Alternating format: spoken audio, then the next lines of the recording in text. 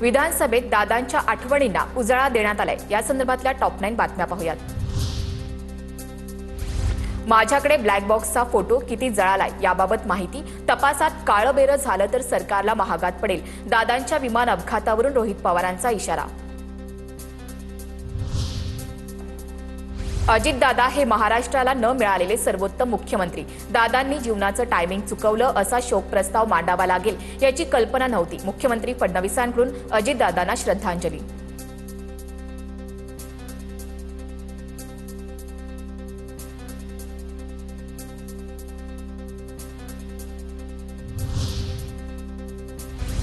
अजित पवारांच्या विमान अपघाताची सीबीआय चौकशी करणार। प्रत्येक शंकेचं उत्तर मिळावं हा आमचाही आग्रह। मात्र स्वर्गीय दादांचा अपमान होईल किंवा परिवाराला त्रास होईल असं वागू नये, फडणवीसांचं आवाहन। अजितदादांचा मोठा आधार होता, त्यांच्या जाण्यानं मी मोठा भाऊ गमावला। अजित पवारांच्या निधनानंतर विधान परिषदेत एकनाथ शिंदेंचा शोक प्रस्ताव। तर बारामतीचा किल्ला अजितदादांनी लढवला नाही तर अबाधित ठेवला। शिंदेंकडून अजित पवारांच्या आठवणींना उजाळा। 70,000 कोटींच्या घोटाळ्याच्या आरोपानंतरही अजितदादा खचले नाहीत। मात्र एखाद्याला जीव नकोसा होईपर्यंत आरोप करून बदनामी करू नका। अजितदादांच्या शोक प्रस्तावावर बोलताना उद्धव ठाकरेंचा भाजपवर निशाणा। अजितदादांवरील आरोप तथ्यहीन, आरोप समुद्रात बुडवा। विधिमंडळात रोहित पवारांची मागणी, तर कितीही दबाव आला तरी मी मागे हटणार नाही। विमान अपघाताच्या सखोल आणि पारदर्शक चौकशीसाठी रोहित पवार आग्रही। अजित पवारांबाबत शोक प्रस्तावावर बोलताना हसन मुश्रीफ भाऊक। सभागृहात श्रद्धांजली व्यक्त करताना मुश्रीफांना अश्रू अनावर। अजित पवारांच्या कामाचा गौरव ग्रंथ तयार केला पाहिजे, सुधीर मुनगंटीवार यांची विधानसभेत मागणी। दादांच्या योगदानाचे ग्रंथ तयार करून या ग्रंथाचे खंड विधिमंडळात ठेवा, मुनगंटीवार यांची मागणी। दादा आणि माझा संबंध 50 वर्षांचा आहे। मी कधी बारामतीमध्ये गेलो की माझी उठबस अजित बघायचा। नाना पाटेकरांकडून आठवणींना उजाळा। आज अजित आपल्यात नाही यावर विश्वास नाही, पण आपण त्याच्या 75व्या वाढदिवशी भेटलो असतो तर चांगलं झालं असतं। मुंबईतील शोकसभेत नाना पाटेकरांचे उद्गार। आता पाहूयात मोठ्या टॉप 9 घडामोडी। वरळी डोममध्ये अजितदादांच्या आठवणींना उजाळा। दादांच्या शोकसभेसाठी राजकीय, सामाजिक आणि कला क्षेत्रातील मान्यवरांची उपस्थिती। अजितदादांच्या अपघाताबाबत महाराष्ट्राच्या मनात संशय, तो अपघात नसून घातपात झालाय असंच वाटतंय। भास्कर जाधवांकडून सभागृहामध्ये शंका व्यक्त।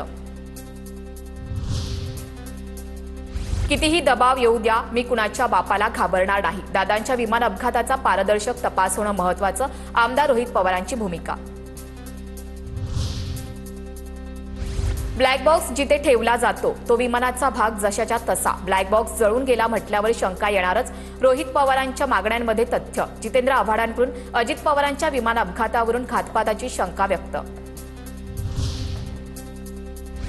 महिन्याभरात सीआयडीनं काय केलं? सीसीटीव्ही फुटेज ताब्यात घेतले का? आमदार रोहित पवार यांचा सवाल। पायलट का बदलले गेले? अनेक विषयात सखोल तपास महत्त्वाचा। विमान अपघाताचा पारदर्शक तपास होणं महत्त्वाचं, रोहित पवारांची प्रतिक्रिया। उपमुख्यमंत्री अजित पवारांच्या विमान दुर्घटनेच्या तपासासाठी बारामतीकर एकवटले। प्रशासकीय भवनात निवेदन देणार, तर लोणी भापकर आणि डोरलेवाडी गावात ग्रामस्थांकडून कडकडीत बंद। अधिवेशन काळात उपमुख्यमंत्री एकनाथ शिंदेंकडील खात्यांची जबाबदारी इतर मंत्र्यांवर। नगरविकास खातं सामंतांकडे, सार्वजनिक बांधकाम भुसेंकडे, तर गृहनिर्माण विभागाची जबाबदारी शंभूराज देसाईंवर। अर्थसंकल्पीय अधिवेशनाच्या पहिल्या दिवशी आदित्य ठाकरे आणि मंत्री गिरीश महाजन यांची विधिमंडळात भेट, तर अनिल परब आणि महाजन यांची गळाभेट। शरद पवारांना 48 तासांनी रुग्णालयातून डिस्चार्ज मिळणार। प्रकृतीत सुधारणा झाल्याची डॉक्टरांची माहिती। डिहायड्रेशनचा त्रास झाल्यानं रुबी रुग्णालयात उपचार सुरू। आता पाहूयात मोठ्या राजकीय टॉप 9 बातम्या। विलिनीकरणाच्या प्रक्रियेत मला कुणी विचारलंच नाही तर मी का बोलू? आव्हाडांची प्रतिक्रिया। तर शरद पवार निवडणूक लढवणार असतील तर प्रश्नच संपला। राज्यसभेच्या जागेवरून आव्हाडांचं वक्तव्य।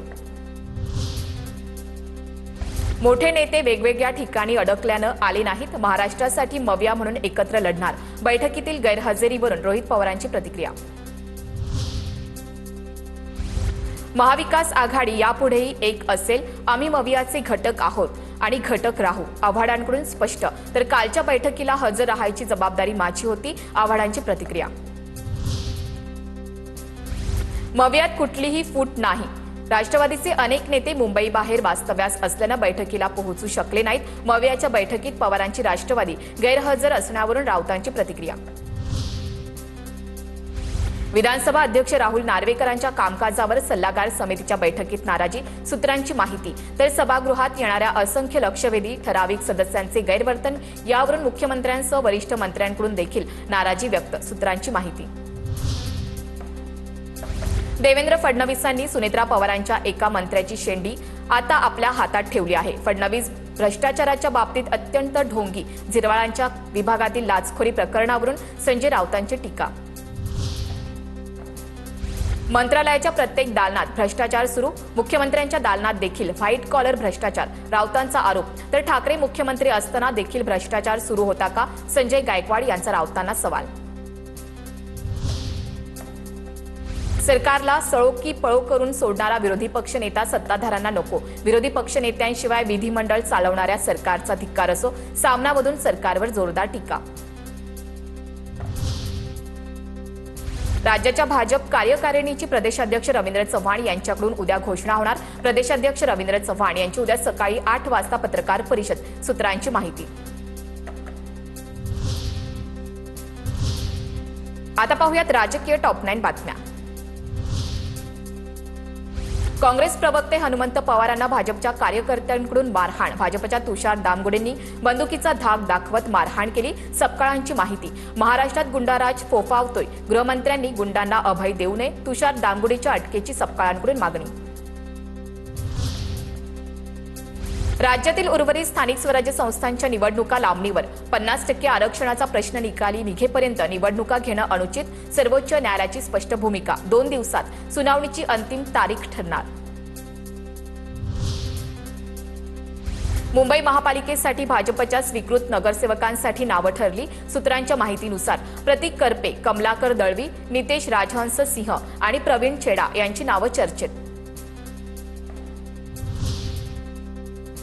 शिंदेची शिवसेना स्वीकृत नगरसेवक पदासाठी 3 नावं देणार. 2 नावं निश्चित पण 1 डमी फॉर्म भरला जाणार. उमेश माने, बाळकृष्ण ब्रीद आणि राज सुर्वेंना शिंदेच्या शिवसेनेकडून संधी.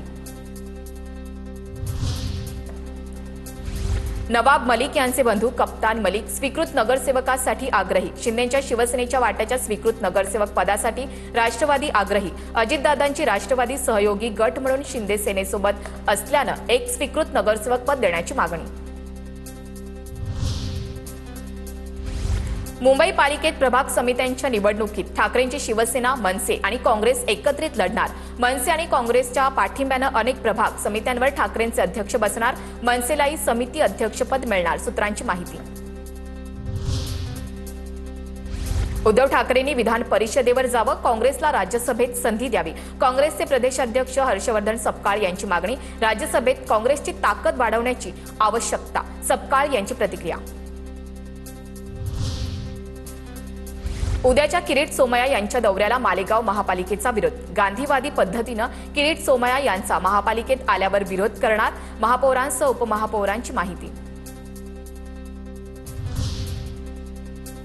पुण्यातील मुंढवा जमीन गैरव्यवहार प्रकरणी आरोपी दिग्विजय पाटीलचा अटकपूर्व जामीन अर्ज मागे. अटक होण्याची शक्यता. दिग्विजय पाटील अमेडिया कंपनीत भागीदार.